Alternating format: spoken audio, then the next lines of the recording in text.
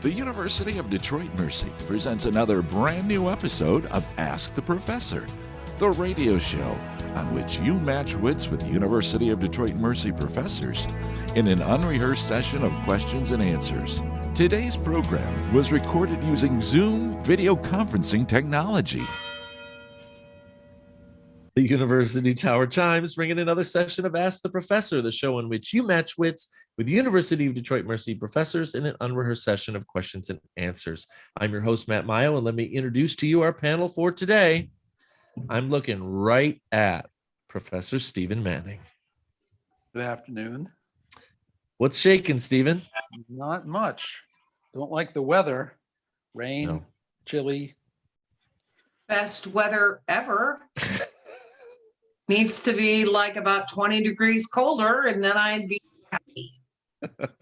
Stephen and I was returning home from dinner at my parents' last night and couldn't help but remark at 8:15 p.m. Eastern Daylight Time that my thermometer in my car read 80 degrees Fahrenheit. Yeah. I said, this is out of the ordinary. Yeah, it has been nice. But the Global rain, I warming. mean, yeah, the water I could do without, and all the things that come with it, I could do without the water. Yeah. Spent the week being jacked up about the Red Sox, of course. And why not? They start Absolutely the- fantastic. Great Yeah. time for me to tell a tale that I was waiting for this show to mention to both you and Heather. I guess the best that Fox Sports 1 could do 2 nights ago was a replay of the Red Sox big win that pushed them to the ALCS. My Right. wife didn't know about that in prime Oh. time, though. So I was able to call almost every single thing that was about to happen in the game, including the win. And she didn't catch on until afterwards. It was very amusing. Nice. You should just told her, honey, I'm going to go play sports betting on this, and come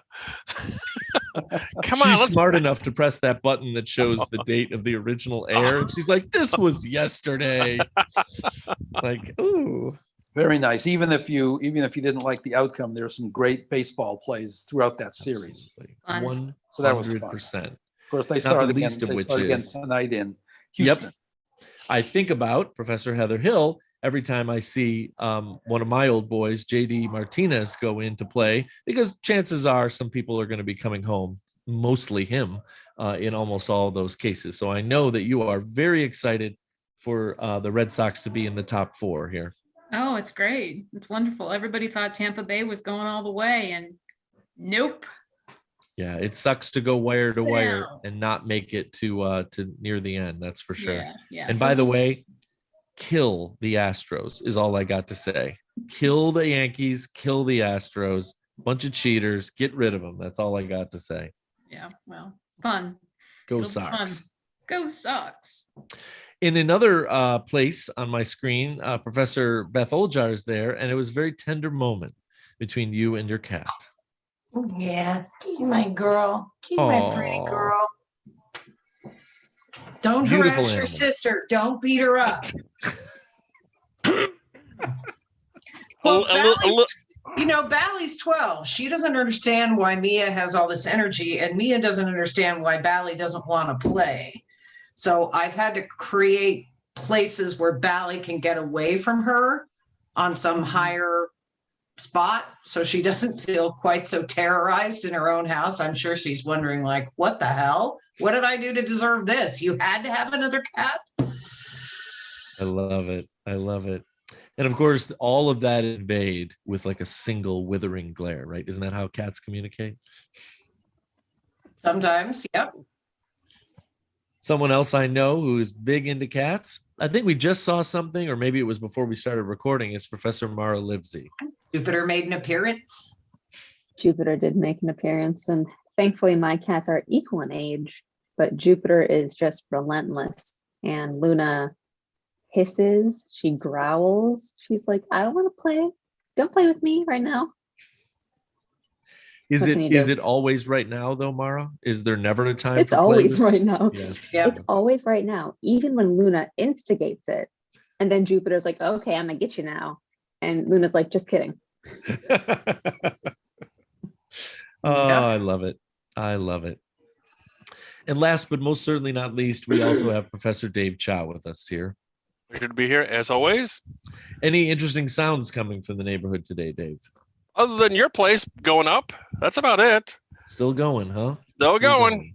Yep. I can hear it loud and clear. Loud and clear. If you want me to check on the progress of your driveway, I can go over there and flog them a little bit for you if you want. So, we're going to keep the flogging to a minimum or zero on this project, but I do appreciate the sentiment. Actually, one of the builders' trucks, they had their hood up. I think one of their cars shorted out or something. Oh no! So they're working hard. They're working. I just know that the neighborhood is under control because Dave is peering out the window every once in a while. No, I just went out to see if I got a check in the mail. That's all. Yeah, there you go. Is the new house going to be as conducive to Halloween decorations as your current home? That's a very good question. I will not lie and say that I haven't thought about that pretty constantly since we actually signed on the house. So, or Matt, next year. If you want, I can possibly set you up with like a 2-day lease on my property over here if you want. So sure. we could find a way to connect our yards and have some sort of ghost going back and forth on a wire, and who knows what we could do. We've actually thought about doing a block party for that time of the year too. Sure. Yeah. Why not? That'd be fun. Yeah. Well, folks, this is a program. You can send us questions regarding anything. If you stump the panel, you win a prize. If you don't stump the panel, you win a prize. Send us the questions in a number of ways. You can email us at atp@udmercy.edu. You can find us on Facebook or Instagram, or listen on your favorite smart speaker by asking it to play Ask the Professor at University of Detroit Mercy. So I'm going to just be honest. I put this set of questions together. I just thought it was absolutely fascinating. It's a total rip, so I'll give credit where credit is due, from one of my favorite websites of all time, which is Mental Floss. It's gone almost completely virtual. And one of their authors, Paul Anthony Jones, put together an absolutely fascinating set of facts. 25 words that don't have the same meaning as when they were first used. It's inevitable that words change over time. In some instances, words gain new meanings entirely different from their original definition. And these are definitely everyday kind of words. What we want to do is assume, when you hear me say the word, that you know what its common modern meaning is, but what do you think its old meaning could have been, with a couple clues? So we'll start with alienate. Alienate, like alien, is derived from the Latin word alienus, which is used to describe anything unfamiliar or foreign. But what was its original meaning? Madness. That's not what it says here. Psychology. Alienate. For the record, because I think it will help definitely Professor Hill, first usage was mid 1400s. If everybody wants to put on that hat. Wow. Ooh, that's a alienate. Past tense of alien eating. Foreign.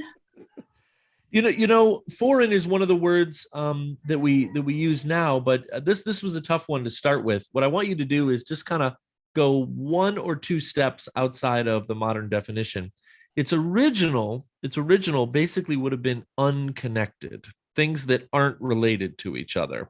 So that's a little less negative. And I think that that's the point that Beth was trying to make. I mean, we certainly use it in a very negative connotation. Well, and that's why psychologists or psychiatrists were first called alienists, because people with mental illness were thought to be alienated from their true selves, right? Yep. So shrinks were thought of as alienists. In fact, there's a great book by Caleb Carr called The Alienist, which got turned into a TV series, which is awesome. Just going to say a very, very popular modern streaming series. Yeah, yep. Absolutely. How about this one?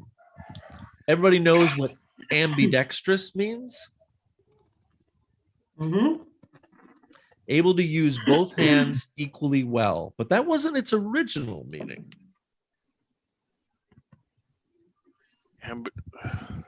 So I'm assuming it still has something to do with digits or fingers, arms. You know that it doesn't. Oh, is it like calling upon spirits or the spirit world or something like that? I kind of like that, Heather, but that's not actually what it says. I like it too, so give it to me. No, Go for it.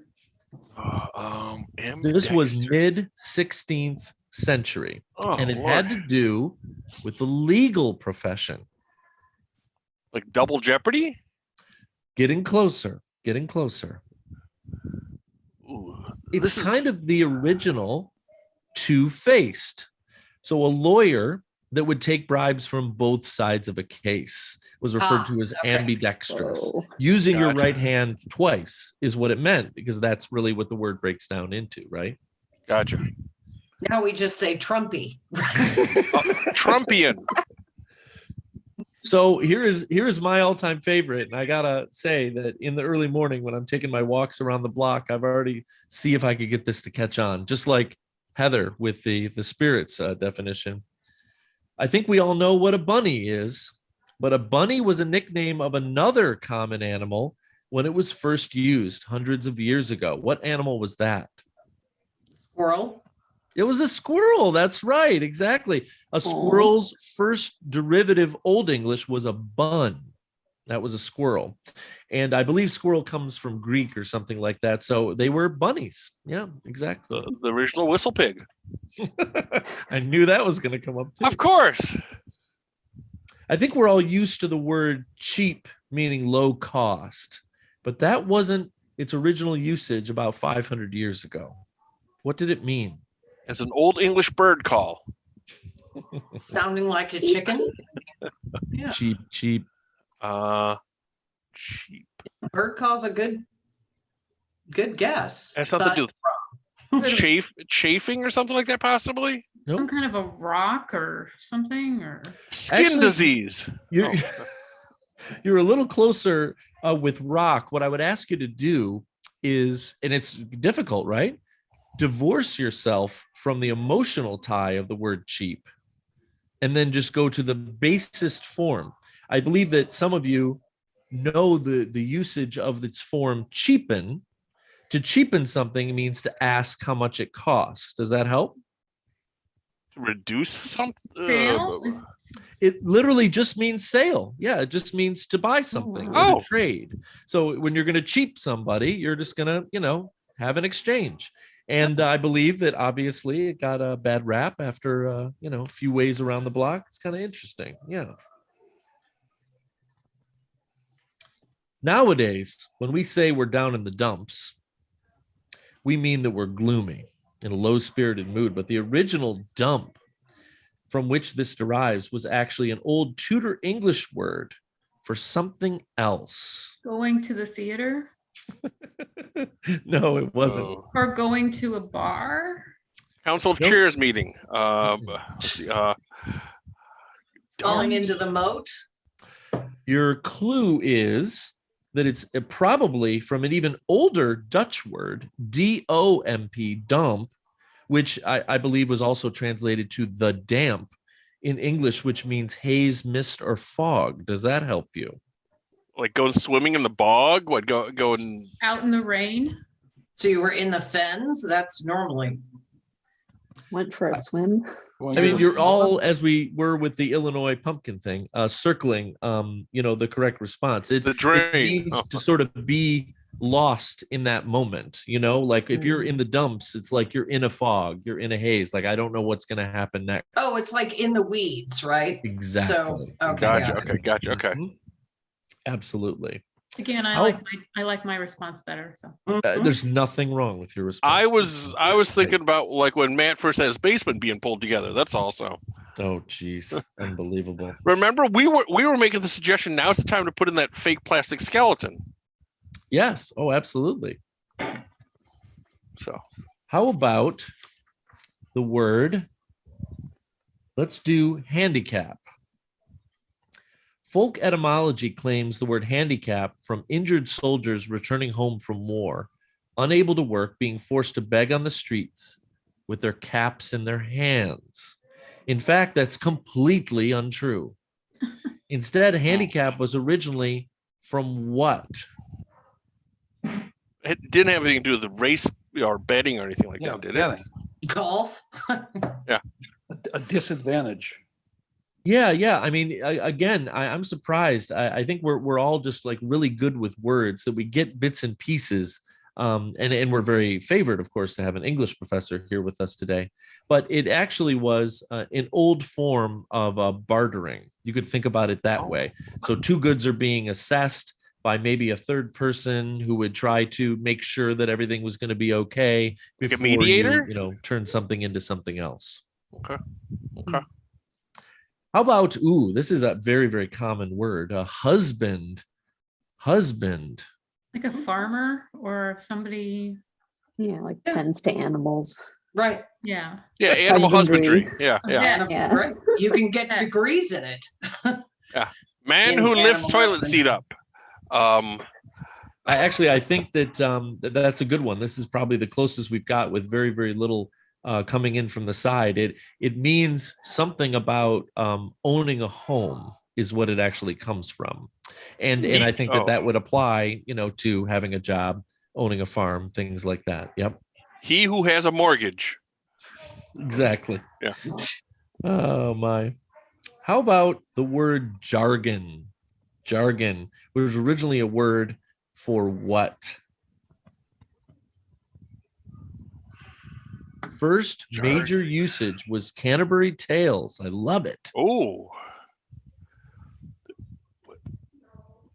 I was thinking like. Do we all Like look to not being Heather? able to understand.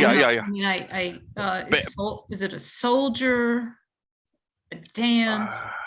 So modern sensibility, it's incomprehensible language, right? Is what jargon is. Like babbling, yeah. So how about if I tell you it's like May 12th and you live in Metro Detroit and the sun just came up, you're definitely going to hear a lot of jargon.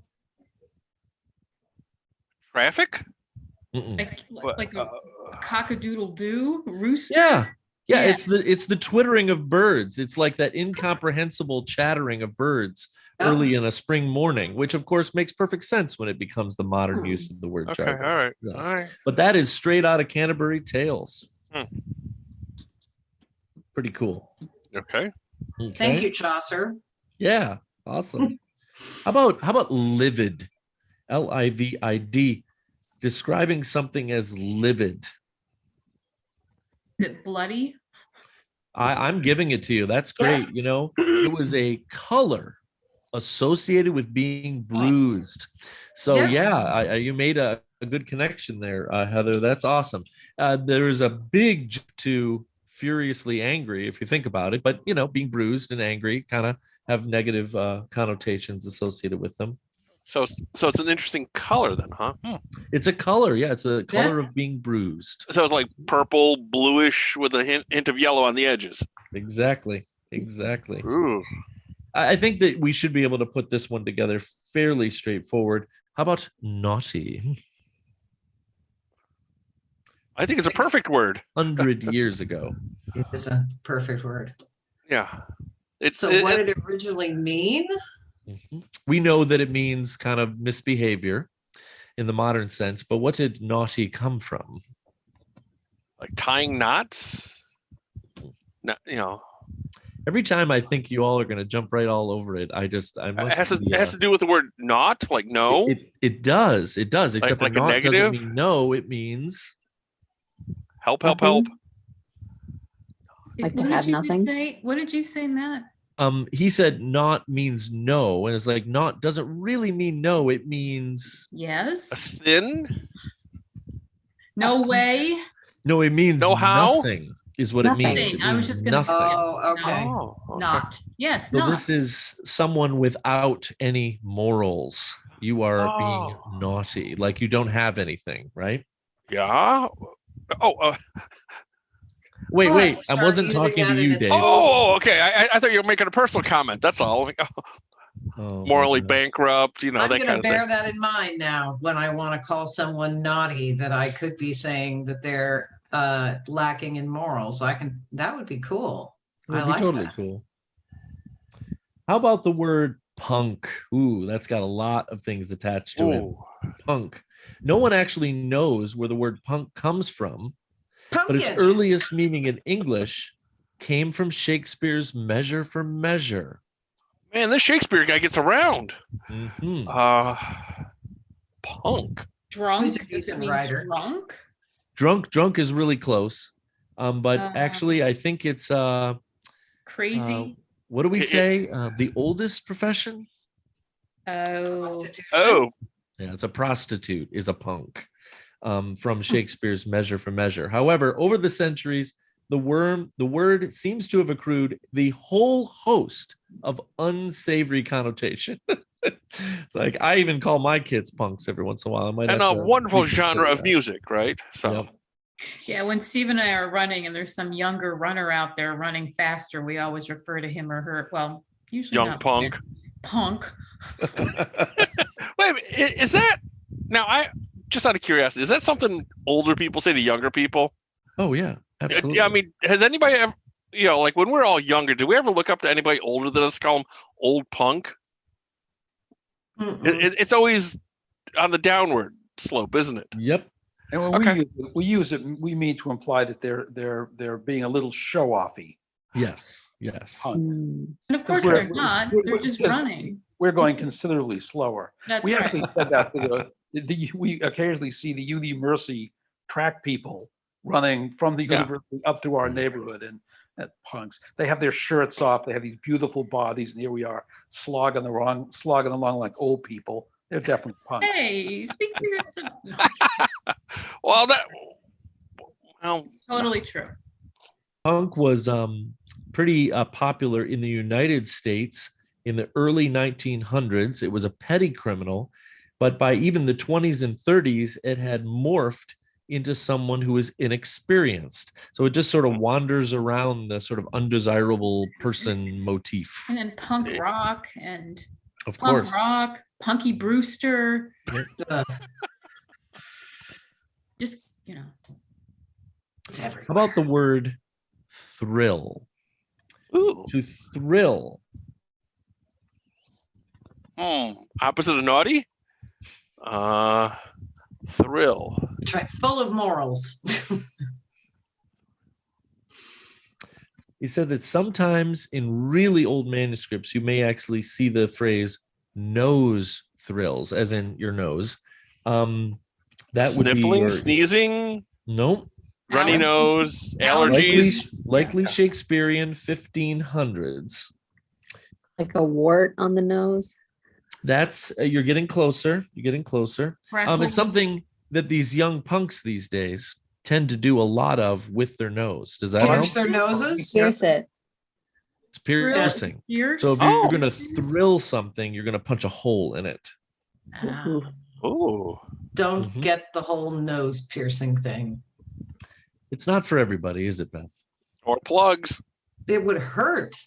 I mean, I Yes. thought getting my ears pierced hurt because they don't tell you Mhm. how loud that gun is going to sound when it goes off right next to your ear. So my immediate impulse was to jerk my head away, right? Which was, not good. Not good. Oh my gosh. The third my hole gosh. I have was done with a darning needle. Oh my gosh. Oh, Ooh. that's old school.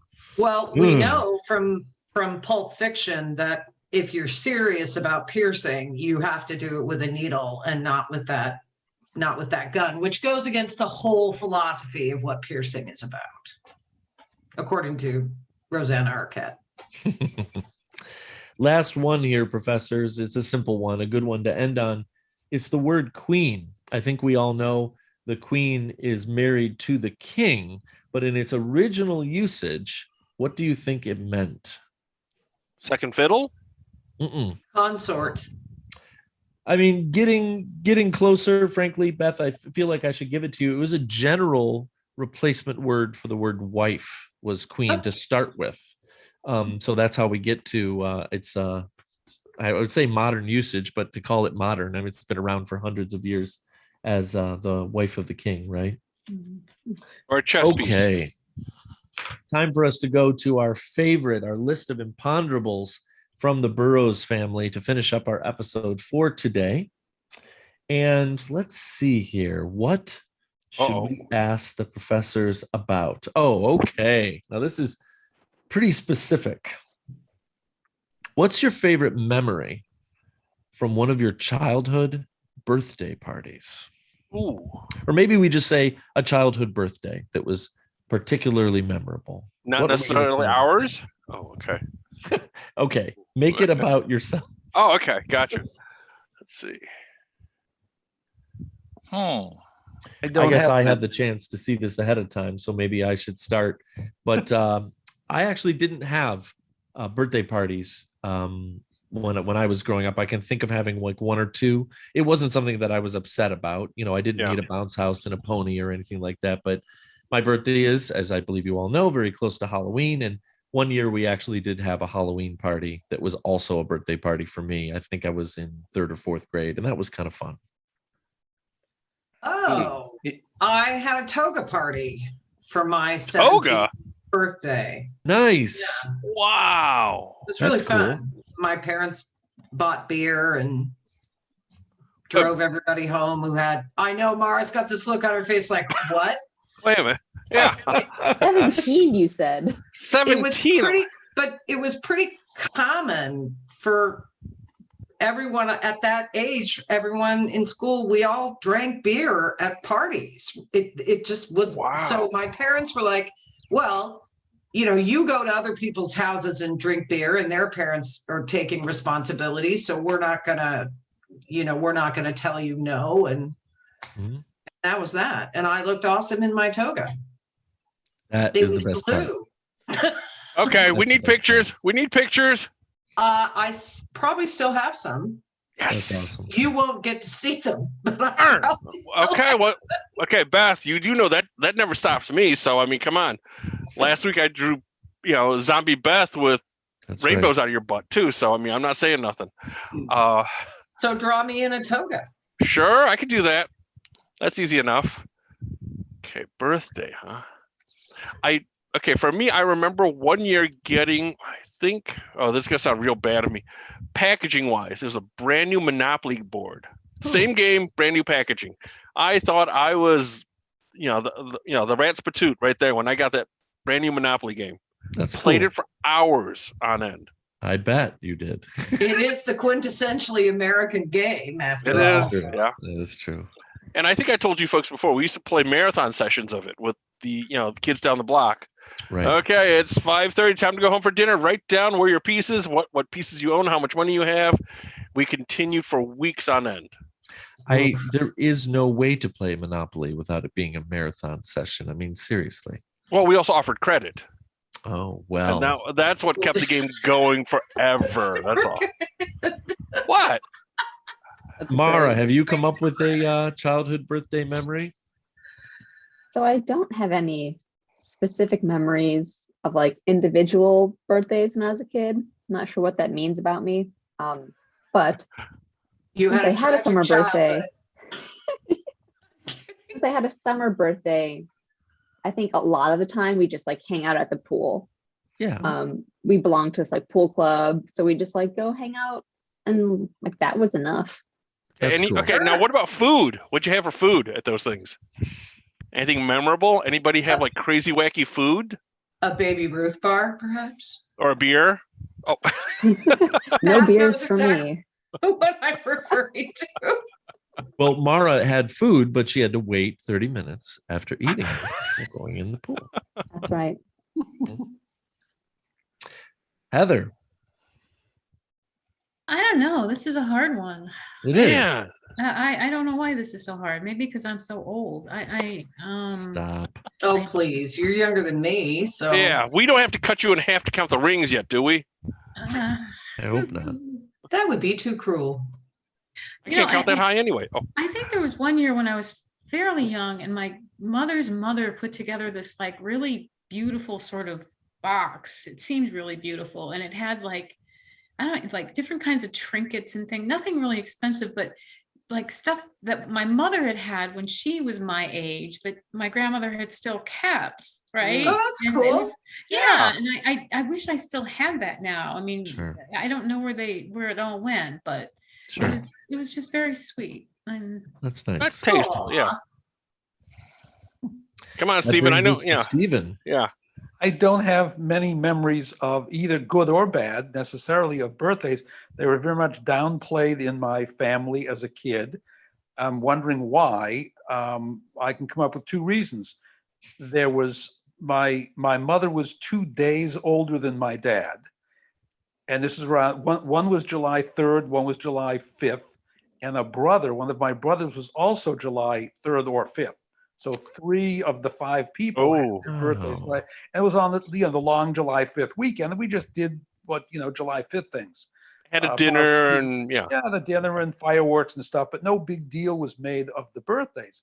My birthday is around Labor Day, and I think that I can't remember ever getting a memorable birthday present, but since it was back to school time, I typically got new socks and underwear for my birthday, which is your Sears Toughskins or whatever, right? that pretty much Hey, I had a pair of those.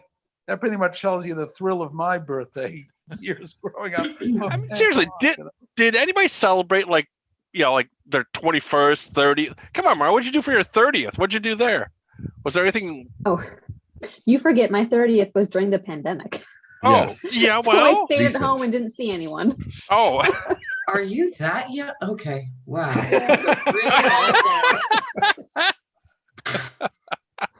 Big I feel reveal here. Big super old reveal. now. My birthdays are better now than they were when I was a kid.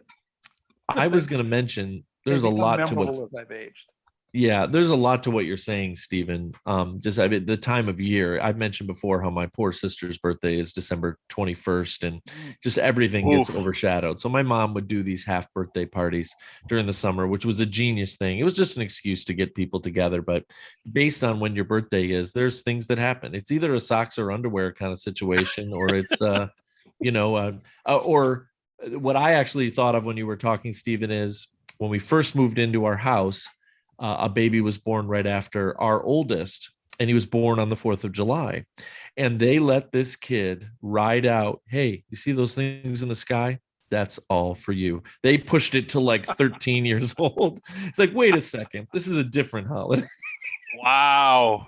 Well, I think it's changed a lot too. I mean, they used to be, when I was a kid, they used to be just small family affairs. Now, in my neighborhood now, you see there's this enormous party. I mean, it's for like 3rd grade graduations and 6th birthday parties, and a huge deal. The street is packed with neighbors and family and friends and anybody they can.